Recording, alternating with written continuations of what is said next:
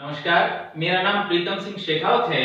आप मुझे YouTube channel RPSC topper with SP पर देख रहे हैं। पिछले कुछ वीडियोस में हमने जिस बिंदु पर चर्चा की है, उसी चर्चा को हम आगे बढ़ा रहे हैं। हमारा विषय है शब्द विचार। हमने तय किया पिछले वीडियोस में कि उत्पत्ति के आधार पर शब्द कितने प्रकार के हैं, तो वो 4 प्रकार के हैं: तत्सम, तद्भव, देशज और विदेशी।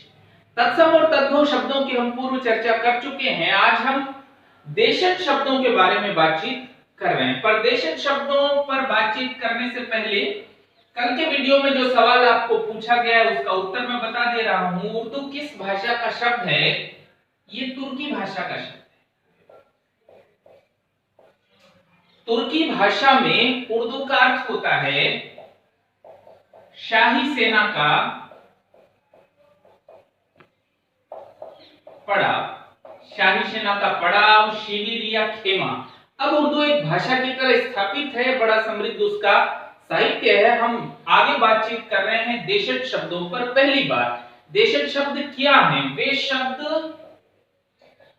जो स्थानीय जनता ने अपनी आवश्यकता के अनुसार गढ़ लिए हैं, अपनी आवश्यकता के अनुसार बना लिए हैं, इन शब्दों को हम देशज शब्द कहते हैं। कुछ उदाहरण मैं लिखा हूं, आप लोग उन उदाहरणों को देखिए। हमको सवाल क्या पूछा जाता है, कौन देशज शब्द है, कौन सा देशज शब्द नहीं है। हमको मूलतः उसको पहचानना है। तो देखिए, शब्द है ढोर। आप जानते हैं जानवर इत्यादि, पशु इत्यादि के लिए शब्द है ढोर।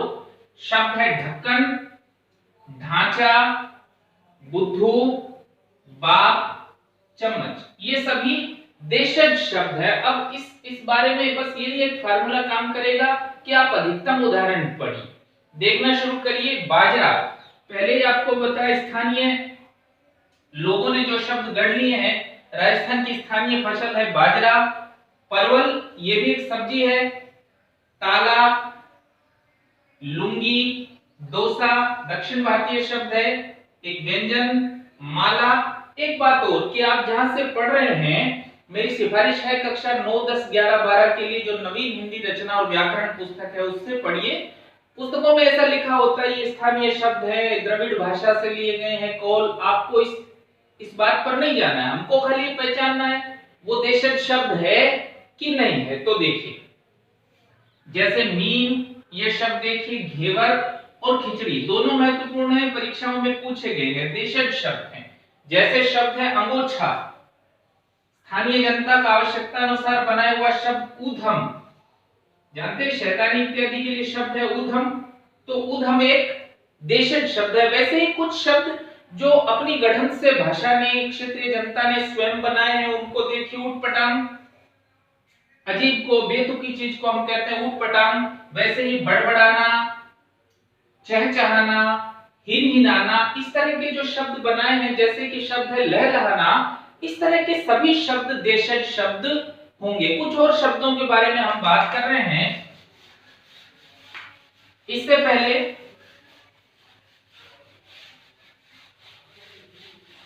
आपके लिए आज का प्रश्न है, प्रश्न मैं बोर्ड पर लिख रहा हूं।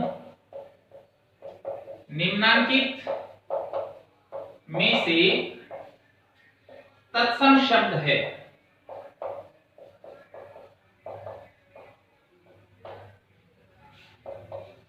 अमचूर,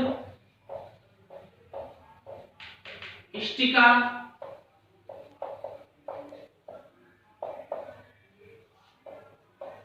नखत और कंगन। अमचूर, इष्टिका, नखत और कंगन, इनमें से कौन सा शब्द तत्सम है? आप कमेंट से इसका उत्तर बता सकते हैं। कल की वीडियो में इस पर, इसी प्रश्न से बातचीत हम शुरू करेंगे। तो हिंदी में जैसे देशज शब्द हैं, वैसे ही विदेशी शब्द भी हैं। बहुत सारी विदेशी जातियां भारत में आई, भारत के लोगों के निकट संपर्क में आई, तो हिंदी में शब्द घुलते चले गए। जैसे अंग्रेजी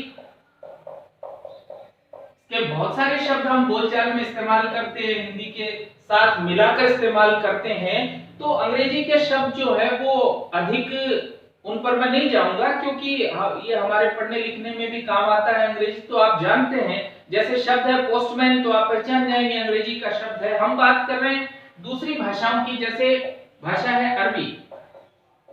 अरबी भाषा के कुछ शब्द देखिए। अक्ल आम बातचीत में इस्तेमाल होने वाला शब्द है।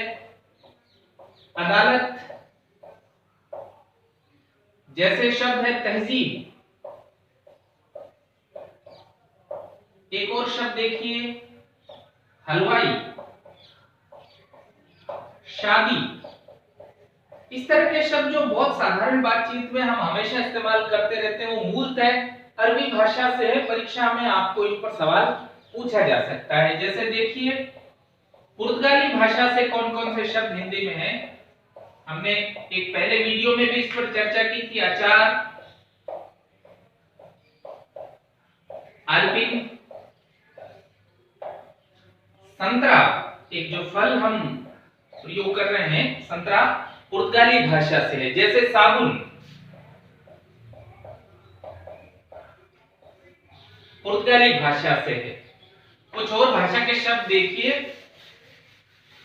जैसे फारसी, तो दर्जी एक शब्द है फारसी भाषा से। जैसे शेर एक शब्द है, फारसी भाषा का शब्द है। जैसे अंग्रेजी हमको पुर्तगाली के शब्द है, वैसे ही फ्रेंच के शब्द भी हिंदी में हैं। जैसे अंग्रेज, ये खुद शब्द फ्रेंच भाषा से है मूलतः। जैसे कारतूस।